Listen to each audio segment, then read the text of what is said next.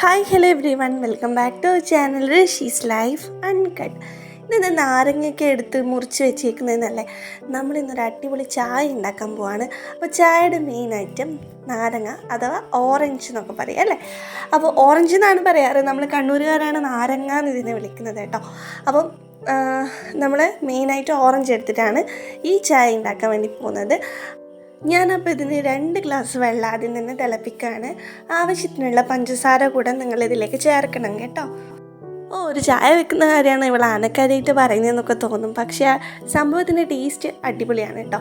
പിന്നെ നമ്മൾ മുറിച്ച് വെച്ചിട്ടുള്ള നാരങ്ങ ഉണ്ടല്ലോ, അതിങ്ങനെ നമ്മൾ അടർത്തിയെടുക്കുക.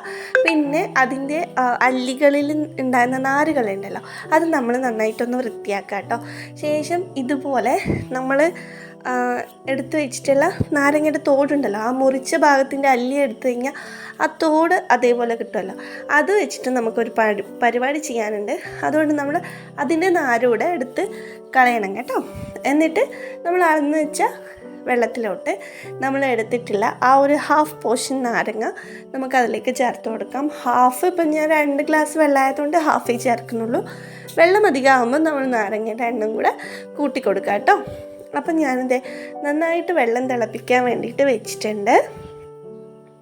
പിന്നെ ഒരു പപ്പടം കുത്തിയെടുത്തിട്ടുണ്ട് കേട്ടോ. പപ്പടം കുത്തിയെടുത്തിട്ട് ഇങ്ങനെ ചെറുപറ പറഞ്ഞിട്ട് നാരങ്ങക്ക് ഒട്ടയാക്കി കൊടുക്കണം. അധികം വലിപ്പമുള്ള ഒട്ടയാക്കരുത്, കാരണം നമുക്ക് അതിലേക്ക് ചായപ്പൊടി ഇട്ട് കൊടുക്കാനുള്ളതാണ്. അപ്പോൾ വലിപ്പം കൂടുമ്പം ചായപ്പൊടി അതിൻ്റെ ഉള്ളിലൂടെ തന്നെ പുറത്ത് വരിക. അതുകൊണ്ട് കുഞ്ഞു ഹോൾസ് നമ്മൾ ചെയ്ത് കൊടുക്കുക. ചായപ്പൊടി അതിലിട്ടിട്ട് അരിക്കാൻ വേണ്ടിയിട്ടാണ് കേട്ടോ.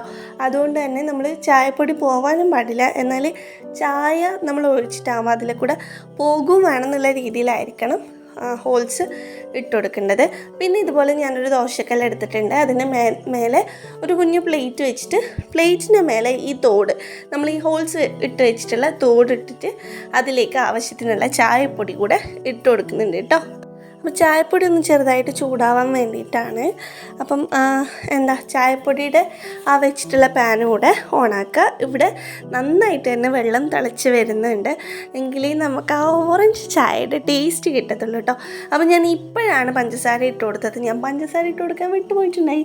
അപ്പോൾ നിങ്ങൾ തിളക്കുമ്പോഴാണെങ്കിലും ആദ്യം തന്നെ ആണെങ്കിലും ആവശ്യത്തിന് പഞ്ചസാര ഇട്ട് കൊടുക്കുക.